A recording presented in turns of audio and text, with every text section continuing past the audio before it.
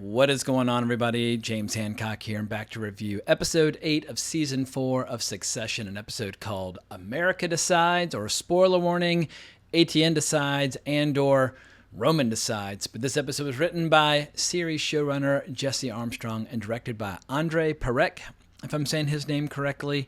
And holy crap, it's always exhilarating and challenging trying to do an immediate reaction and review the moment the episode ends, because when you have a really good, gripping, intense one like we had tonight, it leaves me kind of like sitting back in this stunned state of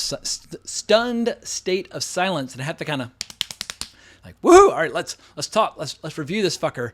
So as I was watching this, I guess what I was thinking first and foremost was we got to have all the tension and anxiety and stress and animosity and hatred that comes with an election without actually having to live through any of the consequences. And the reality is, this is our life for the next 18 months leading up to the election in 2024. We have family strife over politics, but obviously in the context of this show, it's family strife times a billion, because you have Shiv, Roman, and Kendall all fighting for a different outcome. And what it reminded me of a little bit was some of the reactions people had to the film Network back in the 1970s, when Sidney Lumet and writer Paddy Chayefsky made what I regard as a complete and total masterpiece, a masterpiece of political satire.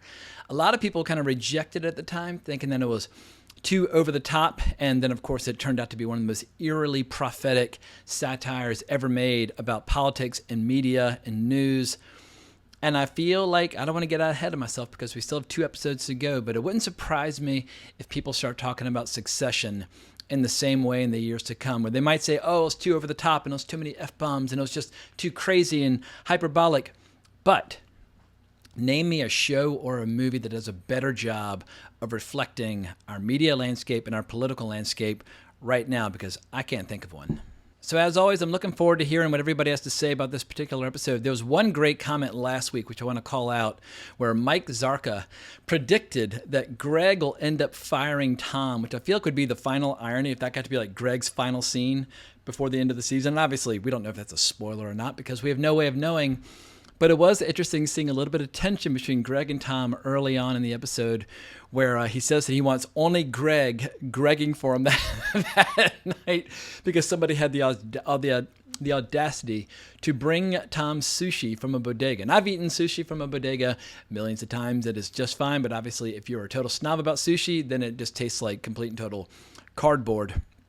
But goddamn, in spite of all the tension and anxiety and insanity throughout the course of this episode, I was laughing pretty routinely, especially as Tom and Greg are doing blow behind a whiteboard. And Tom has this great moment where Greg's trying to back out of doing cocaine with him, and he says, what are you saying? Aztecs are stupid? Don't be a racist little bitch about it. I mean, I don't do cocaine anymore, but I feel like that's going to be a great line in the future if people want to whip that out when they're trying to lure their friends to the dark side alongside them. But let me try and slow down and call attention to a few highlights, big picture highlights, as well as the small little details that make this show so special. So obviously the main kind of crux of the election is that if Jared Mencken wins, most likely he can put the kibosh on the sale to Gojo for whatever regulatory constraint he cares to mention. But from Shiv's point of view, democracy is at stake, the soul of the country is at stake, kind of historical norms are at stake, and the victory of Daniel Jimenez, for her at least, trumps whatever concerns she has about Gojo. And also, obviously,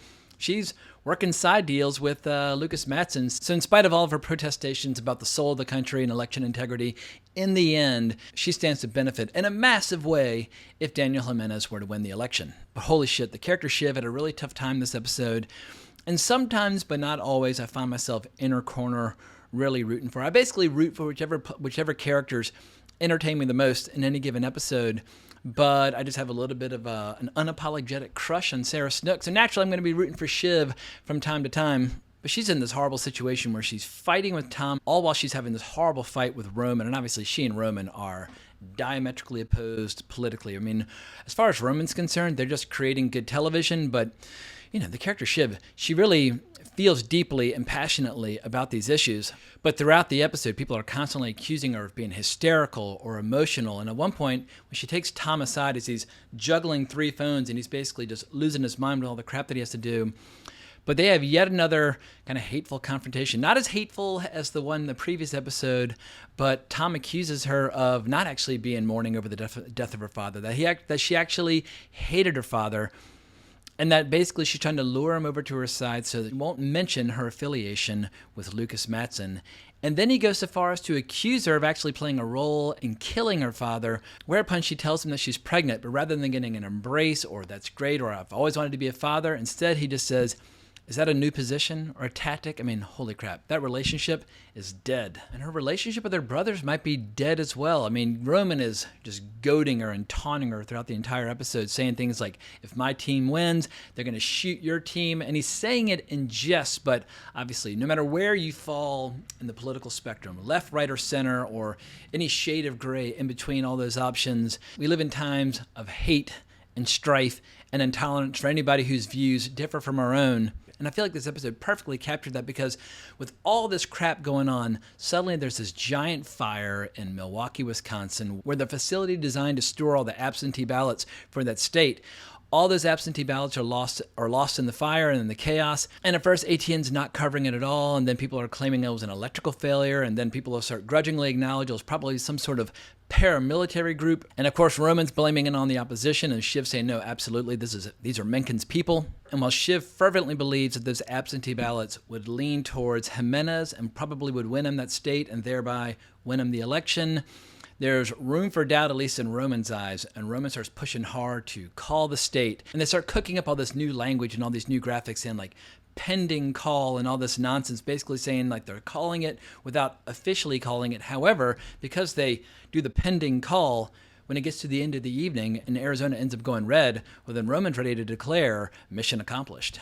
And there are times throughout this episode where it just felt like a banana republic, where you've got Kendall, Roman, Shiv, and eventually Connor and Willa, and also obviously Greg and Tom running around like chickens with their heads cut off. And Tom and Greg are supposed to be there. They work there. But you got all these other people running around, bossing people around, just creating chaos, especially when they're trying to pull this giant news organization in all these different directions.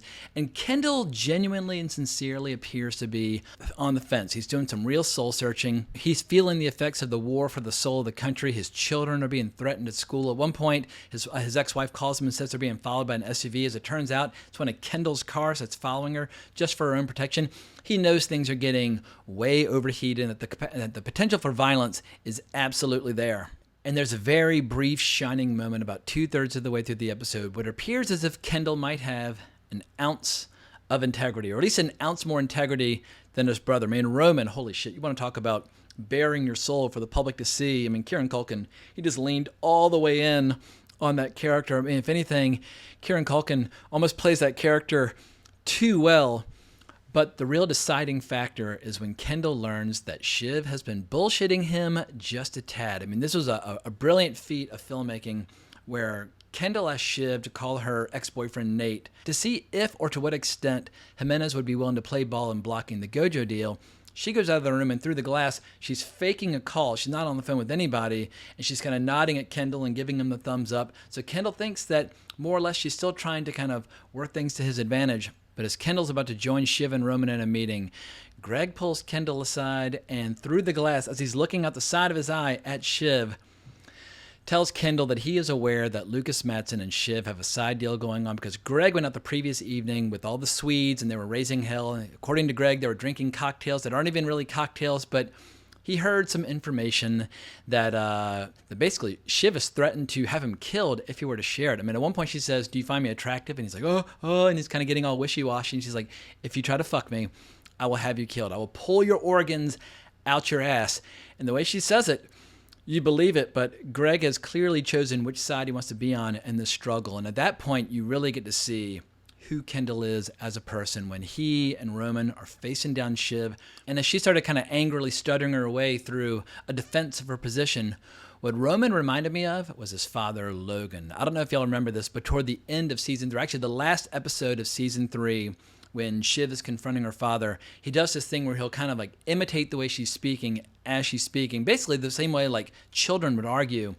But Roman's doing the exact same thing, imitating his sister. And it's just incredible how this show has managed to keep the show always about the family and the sibling strife and the sibling rivalry, all with these giant, larger-than-life consequences. And I think that's the real genius of this show. Like at one point, Roman and Kendall are having an argument about which way they're going to go.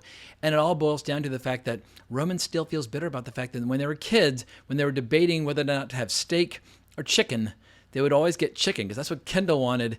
And it's just hysterical that like these old grievances and these old rivalries from decades ago are basically deciding the fate of the country. But as funny as this show can be, perhaps it's even better when the characters really let each other have it and just put all their cards on the table. And I think one of the best scenes all season is when Kendall and Roman are standing there side by side, looking at their sister Shiv, and just deciding to call the election then and there because they realize she's forming a side deal with Lucas Matson. And that's it. That's the end of discussion. And obviously, Shiv's still got some moves of her own, and she's going to form an alliance with Lucas Matson, and she's going to go to war with ATN, and this election will be debated and decided over many, many months. A situation that we are all too familiar with from some of our own elections, but I have a feeling it's going to be total war moving forward, and here's the real curveball for me. Are they going to have to go to war with Mencken? Because as Kendall and Roman were watching him on TV and just hearing all this crazy shit that's coming out of his mouth, I almost got the feeling that even though they're saying, oh, we can do business with them, they know they've created a monster. And it wouldn't surprise me at all if Mencken very quickly forgets who his friends are. Like, I don't know if the show will give us anything as satisfying as this, but perhaps if Mencken were to screw over Roman and Kendall, that might force Kendall and Roman to form yet another alliance with Shiv to take him down and destroy him once and for all. I don't know. I mean, I've given up trying to make predictions on this show because every time I feel like it's going towards doom and gloom and disaster, we get a happy ending, and every time I think it's going to end happily, we go back to doom and gloom. So, Jesse Armstrong is playing all of this like a fiddle, but perhaps the only thing that might truly mend the relationship between Kendall, Roman, and Shiv would be a betrayal by Mencken. And also, nobody at ATN seemed particularly excited about Mencken's victory. As Greg's going down to basically tell them to, push the nuclear button, he's dreading it. He's kind of dragging his feet, and as the word starts to spread, everybody in the booth, they're stone-faced. And there's a really brilliant, revealing moment where they cut away to Carl, Frank, and Hugo. And they're just drinking scotch, mean old men. They're not smiling either. No high fives, no congratulations. They're just watching it unfold. And it's interesting seeing how, like, the corporate culture of ATN and their values, they have some overlap with Mencken, but not entirely. I mean, it truly feels like they made a deal with the devil, and I have a feeling Mencken is going to do some horrific shit throughout episodes 9 and 10. And speaking of Frank, Carl, and Hugo, the only time we see them laugh all episode is when they're watching Connor's ridiculous concession speech, talking to all the con heads out there. I mean, Connor, goddamn. Everybody was like really on his side at the end of the last episode, but I have a feeling they're going to be finding him. But they're going to place him back in the ridiculous column after this episode because he's all excited about being the ambassador to Slovenia. This is really kind of sad, pitiful moment where he's got his team and they're watching the TV and he thinks that he might win Kentucky. Anything can happen.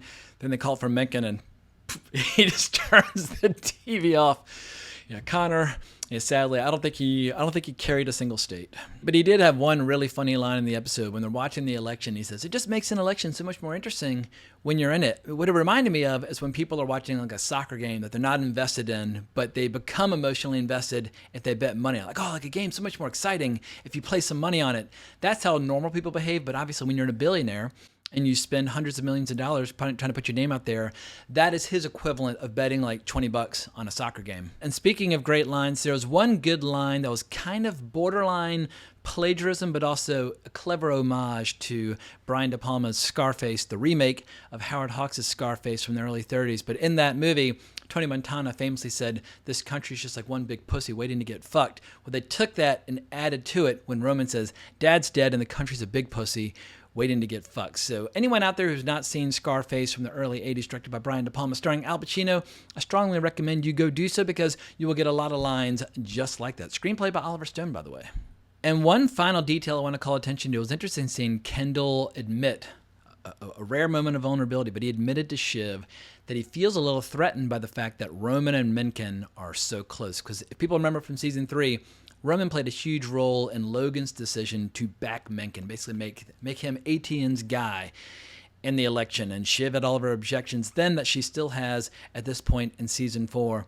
But it was interesting seeing how Kendall realizing that Roman's kind of outfoxed him by getting in so tight with the person now who is the president of the United States, at least in name, unless there's some sort of dispute over the election, which seems very, very likely. So it was just, I felt like Kendall had a great episode.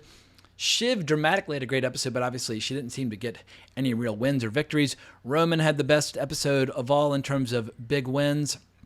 And it looks like in the funeral, which is the next fucking day, I mean, this family, the drama that they go through on a daily basis is just insane. But they're going to have Logan Roy's funeral in episode 9, and it looks like Roman's trying to position himself as the heir apparent to the spirit of Logan Roy. And he's always kind of believed that one day he could walk in his father's shoes. Like Kendall wants to run the business, but kind of in his own way. But Roman really feels like he's the next Logan in a lot of ways. So yeah, the teaser looked fascinating, and good God, there are only 2 episodes left, but no matter what happens over the next 2 episodes, I'm sure they're both going to be absolute barn burners. But I think that's all I have to say for now. Hope everybody's having as much fun with this show as I am. Let me know what you think down in the comments below, and if you want to talk more, hunt me down on Twitter.